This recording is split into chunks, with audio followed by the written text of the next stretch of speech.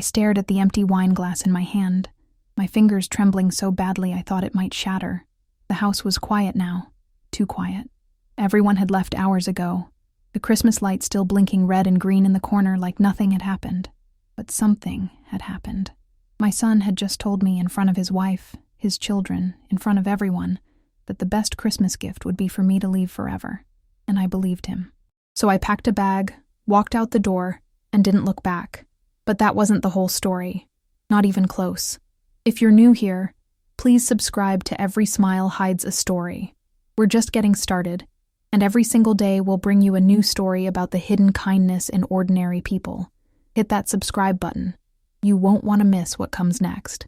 My name is Lupita. I'm 68 years old, and up until 3 weeks ago, I thought I knew what my life was. I thought I knew who my son was. I thought the house I'd spent 40 years building, room by room, penny by penny, was my legacy. I thought family meant something permanent, something you could count on when the world got cold. I was wrong about almost everything. Christmas Eve started like it always did. I woke up at 5 in the morning, the way I've done since I was a girl working in my mother's kitchen. My hands still remember how to roll masa, even when my mind wanders. The house smelled like cinnamon and chile, like every Christmas of my entire life. I made tamales, chicken, pork, cheese, the way my mother taught me, the way her mother taught her. My son Daniel and his wife Monica were coming over with the kids, Sophia and Miguel. I'd been looking forward to it for weeks. The morning light came through the kitchen window soft and golden, catching the steam rising from the pot. I'd been up since before dawn, my fingers working the corn husks automatically, while my mind drifted through memories. This house held every version of me. The young bride who'd moved in with her husband Carlos 43 years ago. The new mother learning how to balance a baby on one hip while stirring a pot with the other. The widow who'd kept going even when the bed felt too big and too empty. Carlos had died 7 years ago. Heart attack. Sudden and cruel. Daniel had been there for me then. Or so I thought. He'd helped with the funeral arrangements. Held my hand during the service. Promised he'd always take care of me. "You're not alone, Mama," he'd said. "You'll never be alone." I held on to those words like a lifeline. I should have seen the signs. Daniel had been distant lately, always on his phone, always stressed about money. Monica barely looked at me anymore. When I'd call, he'd say he was busy. He'd call me back, and then days would pass. When I'd asked to see the grandchildren, there was always a reason why it wasn't a good time. Soccer practice, birthday parties, Monica's family, always something. But I told myself it was just life, just the pressure of raising 2 kids in an expensive world. I told myself I was imagining things, being paranoid, being one of those clingy mothers who couldn't let go. So I backed off. I gave them space. I waited for them to come to me. And they did. They came on Christmas Eve. The doorbell rang at 6. They were early. I wiped my hands on my apron and rushed to the door, my heart lifting with something close to relief. Finally, things would feel normal again. I opened the door with flowers still on my hands, smiling, ready to hug my grandchildren, ready to pull them into the warmth and the smells of Christmas. But Daniel pushed past me, his face hard and closed off. Monica followed, her heels clicking on the tile I'd installed myself 20 years ago, back when Carlos and I had saved for months to afford the renovation. She was wearing a designer coat I didn't recognize, carrying a purse that probably cost more than my monthly grocery budget. "Merry Christmas," I said softly, trying to catch Daniel's eye. He didn't respond.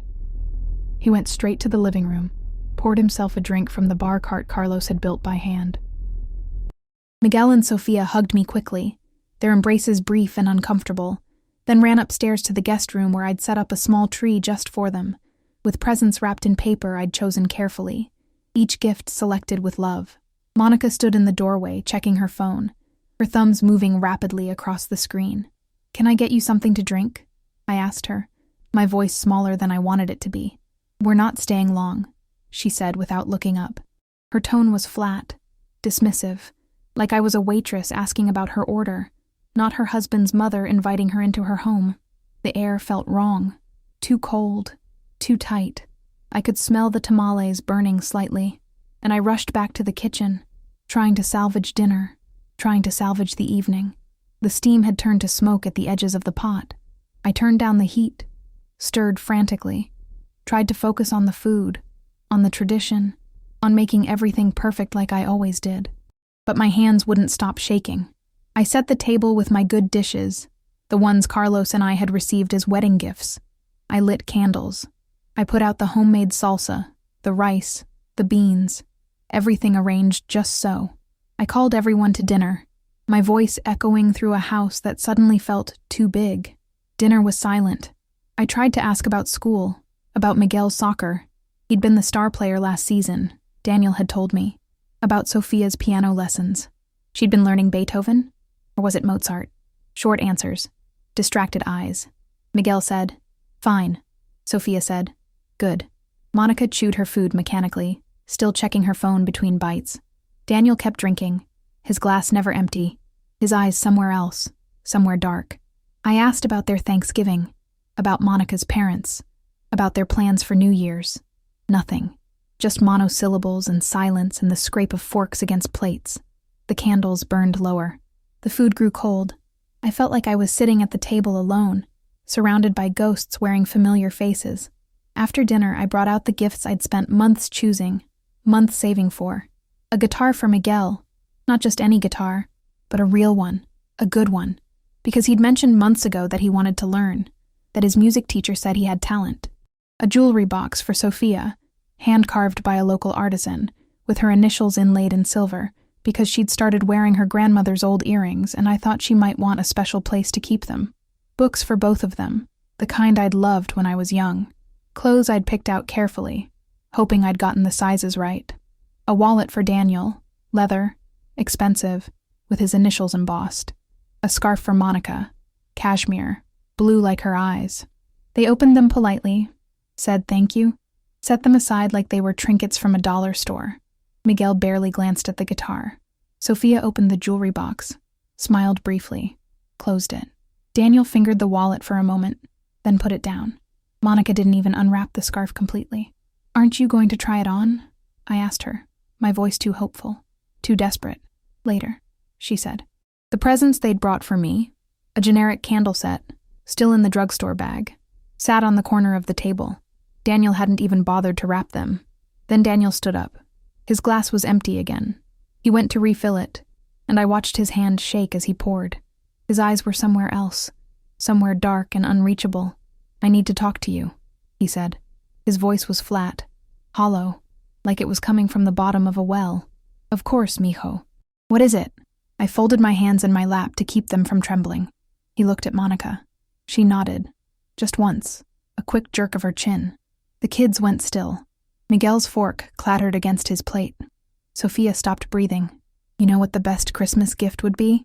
Daniel's words came out slow, deliberate, each one landing like a stone. "For you to leave, forever." The room tilted.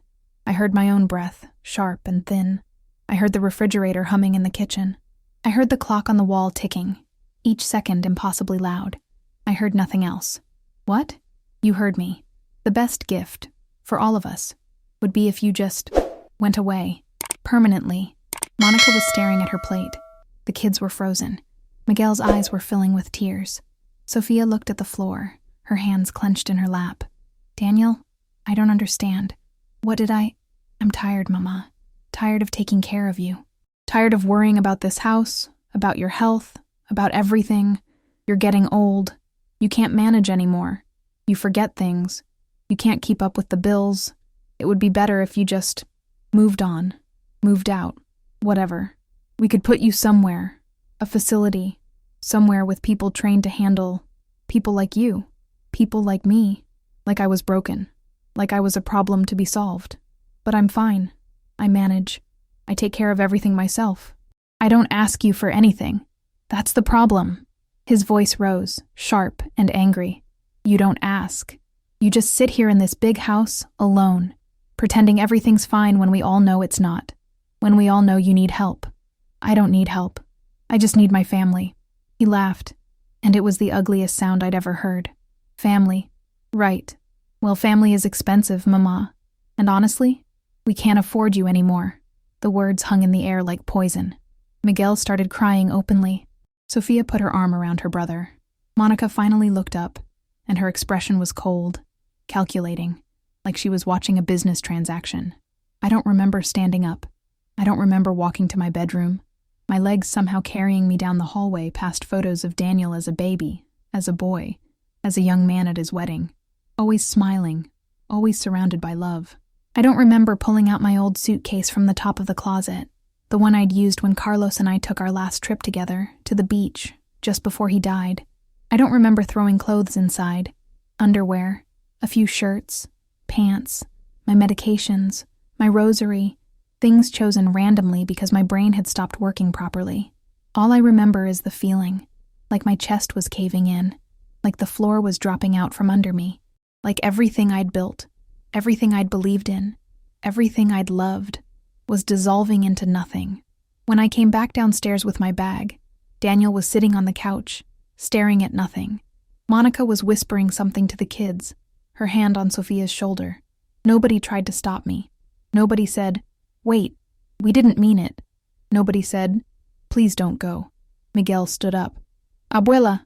"Sit down, Miguel," Monica said sharply. He sat. I walked to the door, my suitcase heavy in my hand. I paused, turned back one more time. "I love you," I said to my son. "I always have. I always will." He didn't respond. He just sat there, drinking, staring at nothing. I walked out the door into the cold December night. The stars were out, bright and indifferent. The air smelled like snow and pine and distance. I got in my car. The old Honda Carlos had bought me 15 years ago, still running, still reliable, and drove. I didn't know where I was going. I just drove, watching the Christmas lights blur past, watching families through windows, seeing lives that looked whole and happy and nothing like mine. I drove until I couldn't see anymore, until the tears finally came, and I had to pull over on the side of the highway, sobbing so hard I thought I might break. I ended up at a motel off the highway, the kind with flickering neon and thin walls and a smell of old cigarettes that no amount of air freshener could cover. The clerk barely looked at me when I checked in. I paid cash. He handed me a key attached to a plastic diamond. Room 12. I lay on the bed fully clothed and stared at the ceiling until morning. I didn't cry anymore. I couldn't. I just felt empty, like someone had scooped out everything inside me and left behind a shell that looked like a person but wasn't. The walls were thin enough that I could hear the couple next door arguing. I could hear a baby crying somewhere down the hall. I could hear cars on the highway, their engines fading into the distance, going somewhere, anywhere, away. I thought about Carlos. I thought about what he would say if he could see me now, alone in a motel room on Christmas, cast out by our son like garbage. He would be furious. He would march over to Daniel's house and demand answers. He would protect me, but Carlos was gone, and I was alone. 2 days later, when I couldn't stand the motel anymore, when the walls felt like they were closing in and the loneliness was crushing me, I went to see my friend Roberto. We'd known each other since high school. He'd been the quiet kid who always had his nose in a book, who'd gone to law school, who'd become someone I trusted when things got complicated. We'd stayed in touch over the years, Christmas cards and occasional lunches, the kind of friendship that's comfortable and easy and doesn't demand anything. I called him from the motel parking lot. My voice sounded strange, hollow. "Roberto, it's Lupita. Can I see you?" He heard something in my tone. "Of course. Come to my office. Now." I drove there in a daze. His office was in a nice building downtown, with marble floors and leather furniture and the smell of coffee and paper. He met me in the lobby, took one look at my face, and led me to his private office without a word. He poured me coffee. I didn't drink it.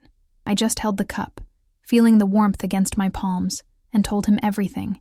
Every word Daniel had said, every cold look from Monica, every moment of that horrible Christmas dinner. My voice was flat, mechanical, like I was reading from a script. Roberto listened quietly, his face getting darker with every word. When I finished, he was silent for a long moment, his fingers steepled under his chin. "Lupita," he said finally, his voice careful, controlled. "I need to ask you something. Has Daniel ever asked you to sign papers recently? Anything about the house?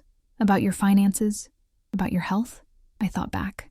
The memory came slowly, like something surfacing from deep water. A month ago, maybe less. Daniel had come over, unusual because he never just dropped by anymore. He'd had a stack of documents in a manila folder. "What's this?" I'd asked. "Just some updates. he'd said, his tone casual, dismissive. Property taxes, estate planning, power of attorney stuff. Better to get it done now, while you're still sharp, before things get complicated. The words had stung a little, before things get complicated, but I'd pushed the feeling aside. He was being practical. He was being responsible. He was taking care of things like a good son should. "Where do I sign?" I'd asked. He'd pointed to lines marked with little yellow tabs. I'd signed them because he was my son, because I trusted him, because that's what mothers do. We trust our children. We believe they have our best interests at heart. "Yes," I whispered now, in Roberto's office. "Why?" Roberto's jaw tightened. A muscle jumped in his cheek. "I need to see those papers. Do you have copies?" I didn't. Daniel had taken all of them, said he'd file them, said I didn't need to worry about it. Roberto made some calls. He had connections at the county office, at the bank, at places where records were kept, and documents were filed. He spoke in low tones, used words like fraud investigation and elder abuse, and emergency injunction. What he found, what he brought back to me in a folder 3 days later, made my blood turn to ice. Daniel had been forging documents, papers that declared me mentally incompetent, suffering from dementia, unable to make decisions for myself, papers that transferred ownership of my house to him, effective immediately, papers that gave him power of attorney, control over my bank accounts, over my savings, over the life insurance policy Carlos had left me, over everything I'd built across 4 decades of work and sacrifice. He was planning to sell the house. He'd already gotten it appraised. He'd already found a buyer, a real estate investor who'd pay cash, close quickly, no questions asked. He was planning to take the money, over $300,000, and use it to pay off debts, loans, credit cards, things I knew nothing about. And me? He was planning to put me in a state-run facility, the kind where they park people who have nowhere else to go, where the hallways smell like urine and hopelessness, where residents sit in wheelchairs staring at nothing until they die. "Why?" I asked Roberto. My voice didn't sound like mine. It sounded like something broken. Why would he do this? I'm his mother. I gave him everything. I sacrificed everything for him. Roberto pulled out more documents. Loan papers from predatory lenders with interest rates that should be illegal. Debt notices from collection agencies. Credit card statements showing purchases at casinos, at luxury stores, at restaurants where a single meal cost more than I spent on groceries in a month. Daniel owed money to loan sharks. Serious money. The kind of money that came with threats and consequences. Monica's spending had spiraled out of control. Designer clothes, jewelry, a leased BMW she couldn't afford. They were drowning in debt they'd created themselves. Debt they'd hidden from everyone. And instead of asking for help, instead of being honest, instead of taking responsibility, they'd decided to steal my life. "The papers aren't legal," Roberto said, his voice hard. "They're full of errors, forged signatures, inconsistencies. No legitimate doctor signed the competency evaluation because there was no evaluation. No judge approved the power of attorney transfer because it was never filed properly. We can fight this. We can stop them." But could I? Could I really fight my own son? Could I drag him into court, expose him, destroy whatever was left of our family? What kind of mother does that? I thought about Miguel's tears at the Christmas table, about Sophia's silence, about 40 years of memories in that house. Carlos painting the nursery when I was pregnant with Daniel, Daniel taking his first steps in the living room, family dinners and birthday parties and ordinary mornings drinking coffee in the kitchen while the sun came through the window, and I thought about one night that erased all of it. "What do I do?" I asked. Roberto leaned forward. His eyes were fierce, protective. "You fight back," he said. "You show him that love doesn't mean letting people destroy you. You show him that being a mother doesn't mean being a doormat. And you show those grandchildren what real strength looks like." The next week was a blur. Roberto filed emergency motions with the court, froze the property transfer, stopped the sale of the house before it could close. He exposed the forged documents, submitted them as evidence of fraud. We gathered more evidence. Text messages between Daniel and Monica planning the whole thing, discussing how to handle me, how to get her to sign without asking questions. Bank records showing the debts, the spending, the desperation. Witness testimonies from neighbors who'd seen Daniel pressuring me, from my doctor who confirmed I showed no signs of cognitive decline, from the bank teller who remembered Daniel coming in with me, hovering over my shoulder while I made transactions I didn't understand. It was all there, cold and brutal and real. My son had tried to steal my life, and he'd almost succeeded. The court hearing was scheduled for mid-January. I didn't sleep the night before. I sat in my motel room. I'd extended my stay week by week, unable to face going back to the house, and stared at an old photo of Daniel I'd brought with me. He was maybe 5 years old in the picture, grinning at the camera, holding a popsicle, his face sticky and happy and innocent. I tried to reconcile that little boy with the man who'd told me to leave forever. I couldn't. The courthouse was cold and imposing, all marble and echoing footsteps. Roberto met me at the entrance, squeezed my hand. "You're doing the right thing," he said. I nodded, but I didn't believe him. The courtroom was smaller than I expected. Daniel sat across from me in a suit I'd bought him years ago for a job interview, his face pale, his hands clenched on the table. Monica sat beside him, wearing sunglasses inside, her mouth pressed into a thin line. Their lawyer was young, nervous, shuffling papers. Sophia and Miguel sat in the back row with a social worker, their faces confused and scared. The judge was a woman in her 60s, gray-haired, sharp-eyed. She reviewed the evidence methodically, asking questions, taking notes. She read the forged documents aloud, her voice flat and professional. She examined the text messages, the bank records, the timeline of events. Then she looked at Daniel. "Mr. Morales," she said, "you attempted to defraud your own mother, forge legal documents declaring her incompetent, and steal her property to cover gambling debts and personal expenses. Is that correct?" Daniel's lawyer whispered something urgent in his ear. Daniel nodded, barely. His voice was almost inaudible. "Yes, Your Honor. And you did this knowing that your mother is of sound mind, capable of managing her own affairs, and trusting you to act in her best interests." Another nod. "Yes." The judge's expression hardened. "This is one of the most egregious cases of elder abuse and financial exploitation I've seen in 20 years on the bench. You betrayed your mother's trust, attempted to steal everything she'd worked for, and planned to institutionalize her against her will. The evidence is overwhelming. I'm ruling in favor of Mrs. Morales. The property transfer is voided. All power of attorney documents are declared invalid. The house and all assets remain in her sole possession." I felt something break loose in my chest, something that had been wound tight for weeks. Relief, maybe, or just exhaustion. But the judge wasn't finished. "Furthermore," she said, "I'm referring this case to the district attorney for criminal prosecution. Mr. Morales, you will likely face charges for fraud, forgery, and elder abuse. These are serious crimes with serious consequences." Daniel's head dropped into his hands. Monica removed her sunglasses, and her eyes were red, panicked. Then the judge turned to me. "Mrs. Morales, I've also reviewed the reports from Child Protective Services. They conducted home visits and interviewed your grandchildren following this incident. Given the financial instability, the criminal behavior, and the unsafe environment in your son's household, I'm prepared to grant you temporary custody of Sophia and Miguel, if you're willing." I looked at my grandchildren. Sophia was crying silently, tears streaming down her face. Miguel was staring at his father with something like betrayal in his eyes, something like heartbreak. They looked lost.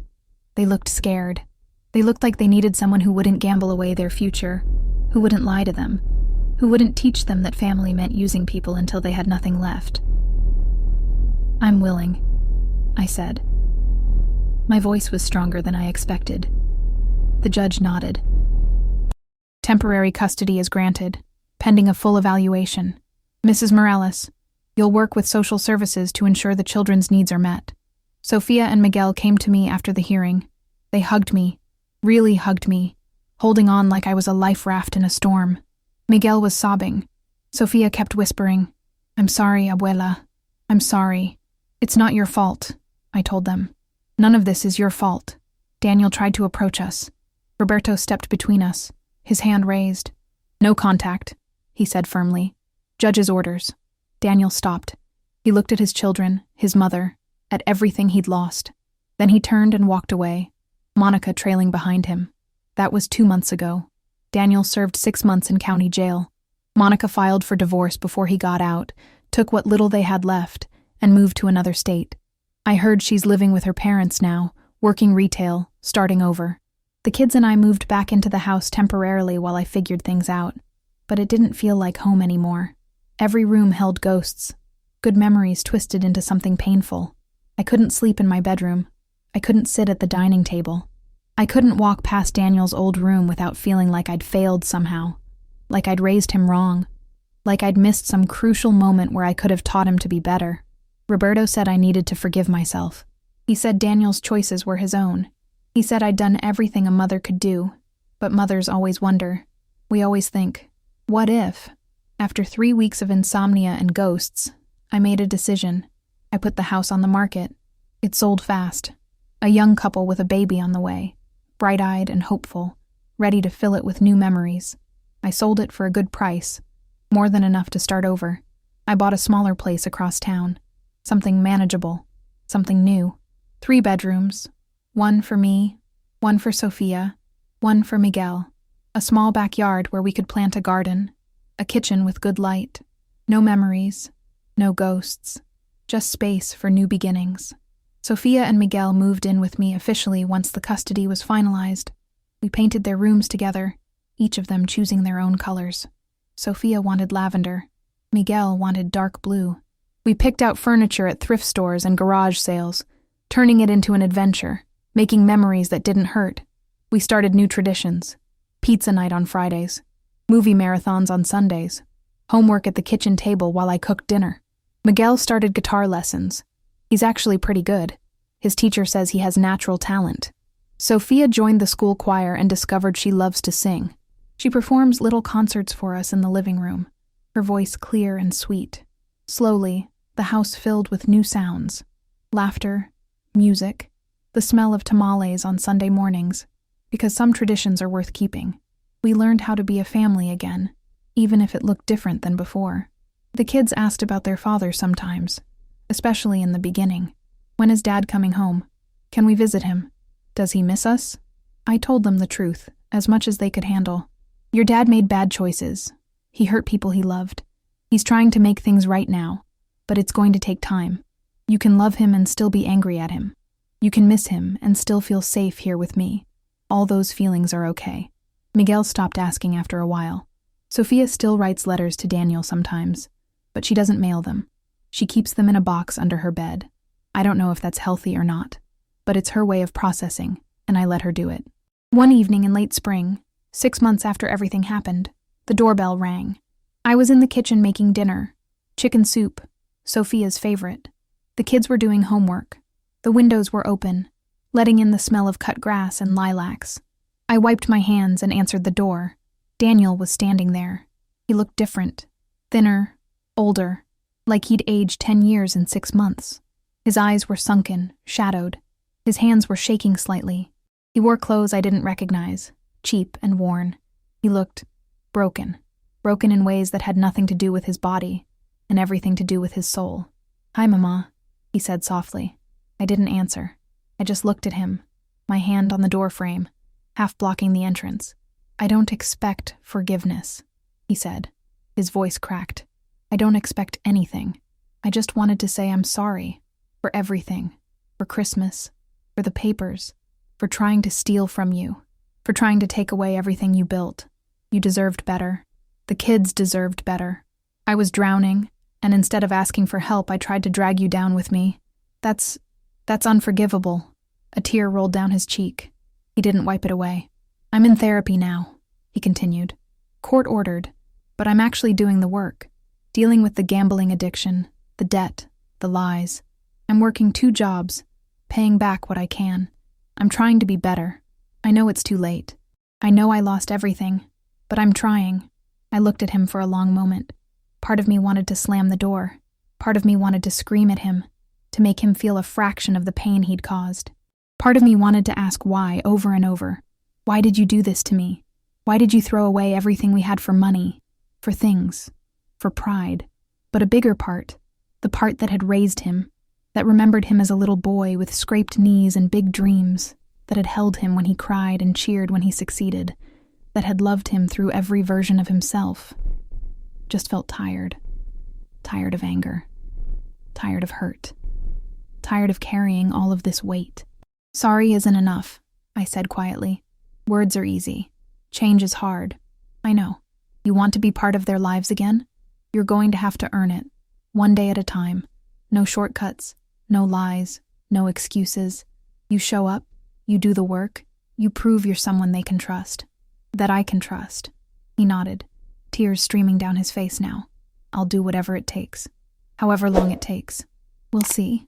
I didn't let him in that day, but I didn't shut the door completely either. I said, give me your number. I'll call you when I'm ready. When they're ready. He wrote it on a piece of paper with shaking hands and gave it to me.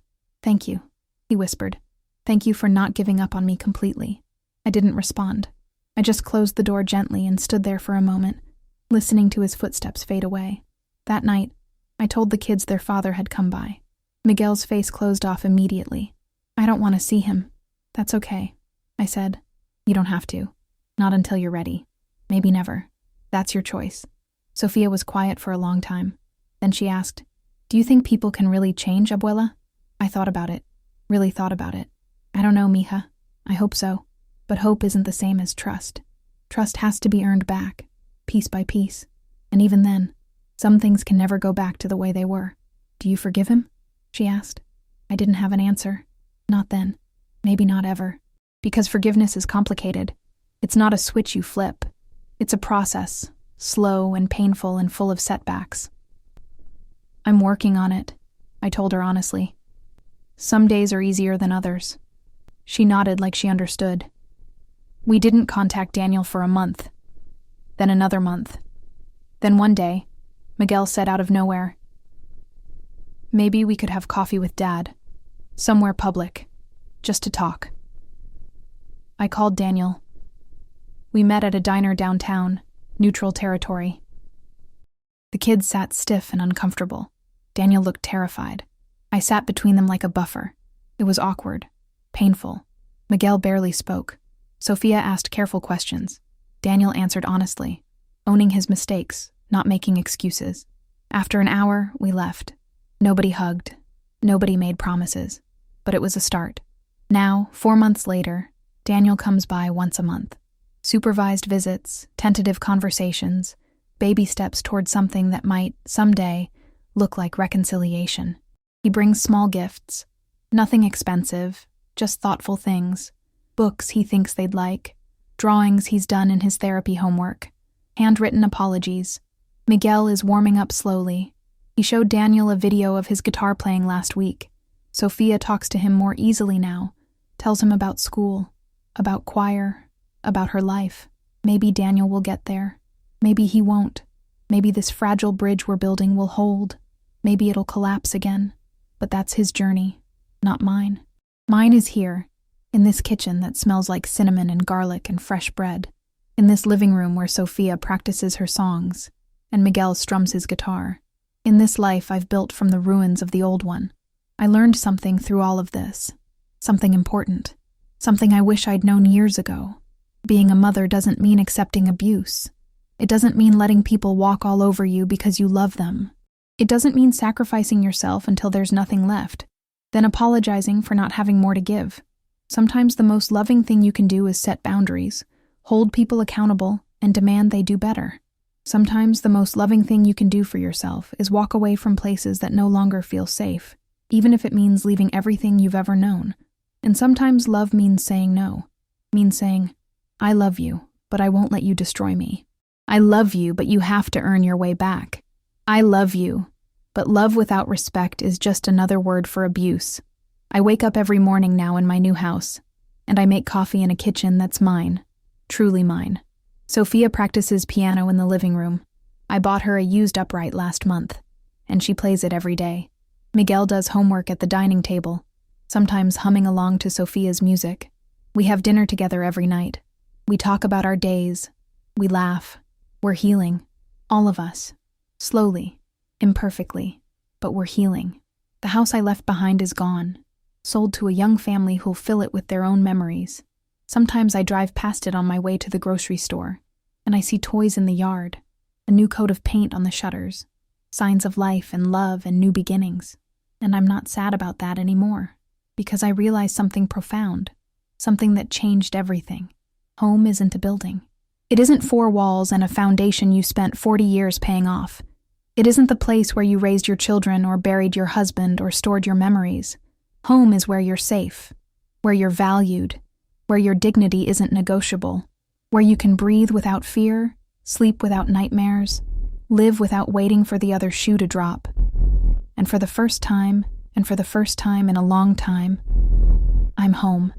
I look at my grandchildren sometimes, and I think about what I'm teaching them, not just about cooking or Spanish or how to balance a checkbook.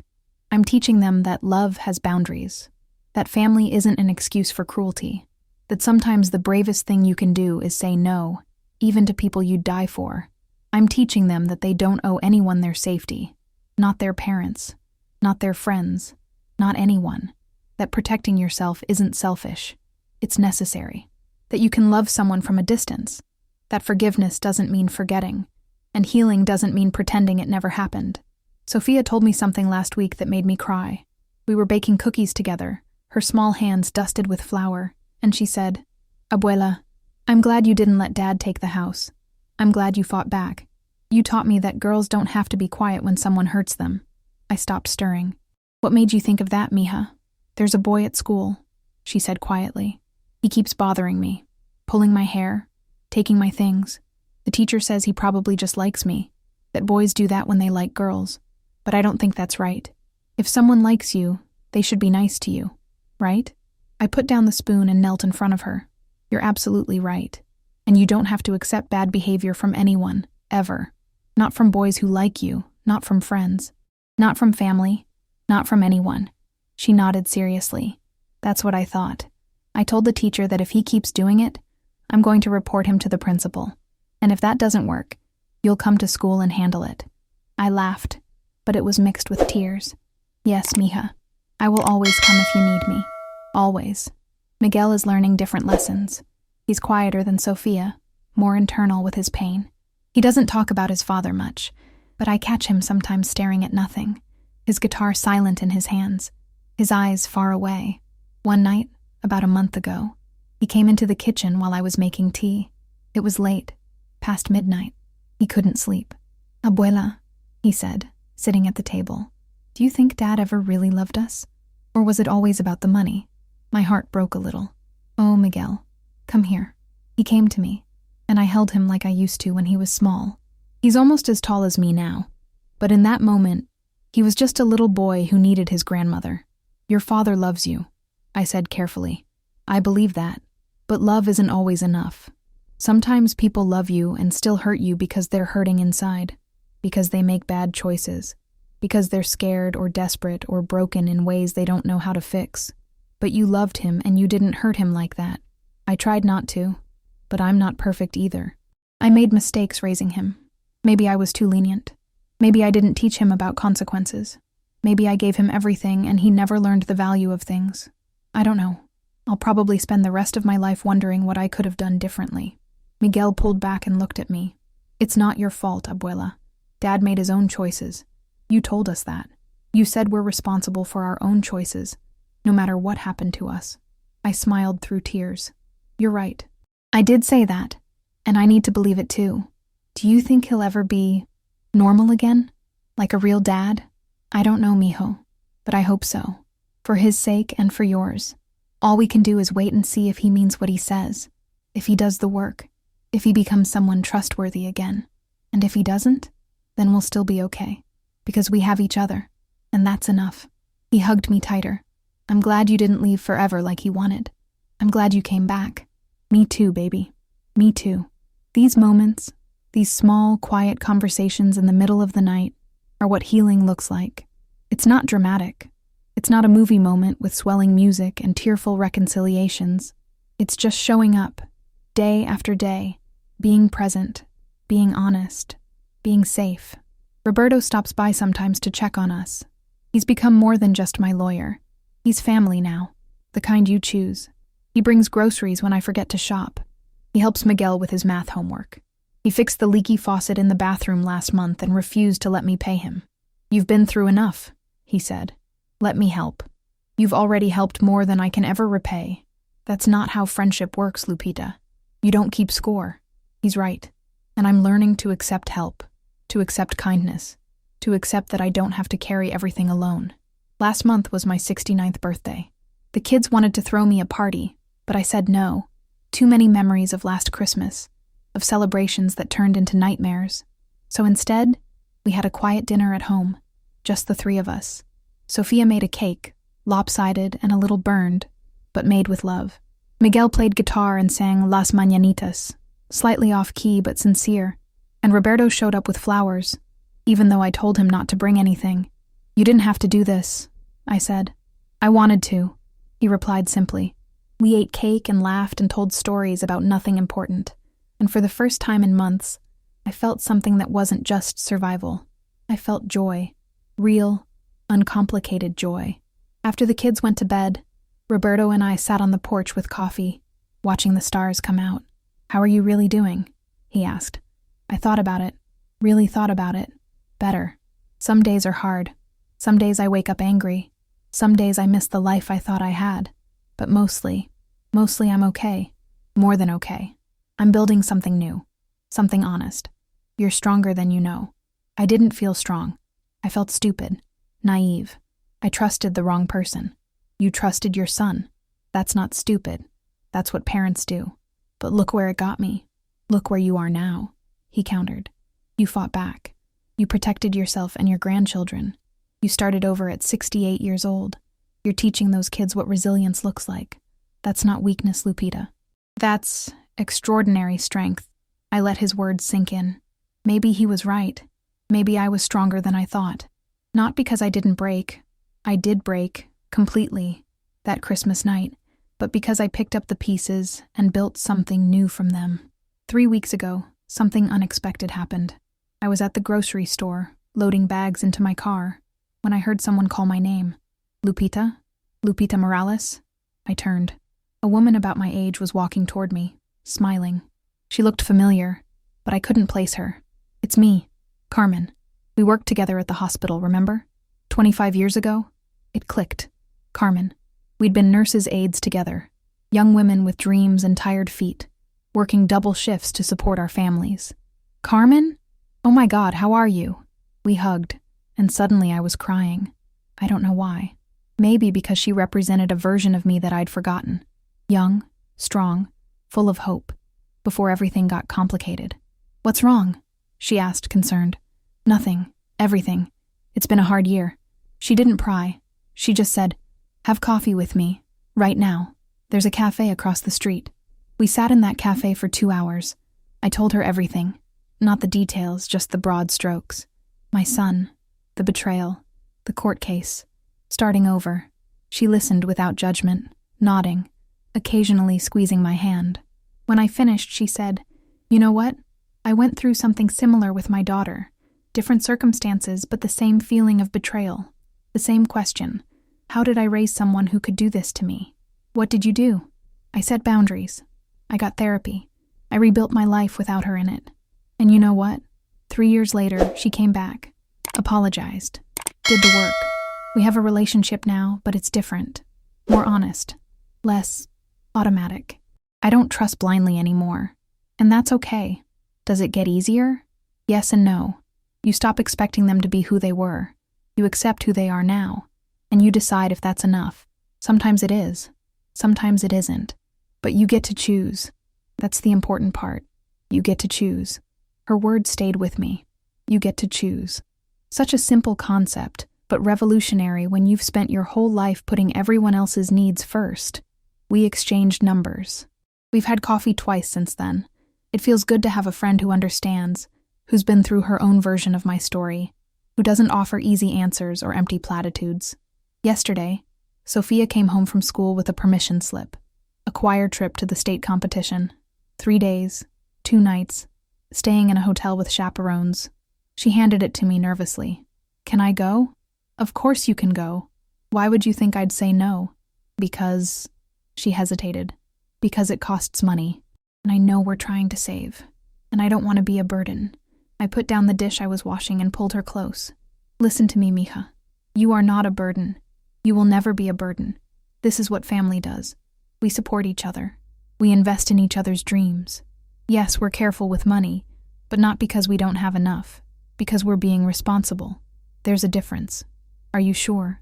Positive. You're going to that competition, and you're going to sing your heart out, and I'm going to be in the audience cheering louder than anyone. She smiled, really smiled, and I saw some of the worry leave her eyes. Later, Miguel asked if he could join the school jazz band. It meant buying a better guitar, paying for sheet music, attending practices twice a week. Please? He said. I know it's expensive, but I'll get a part-time job. I'll help pay for it. You're 14. Your job is school and guitar and being a kid. Let me worry about the expenses. But, no buts.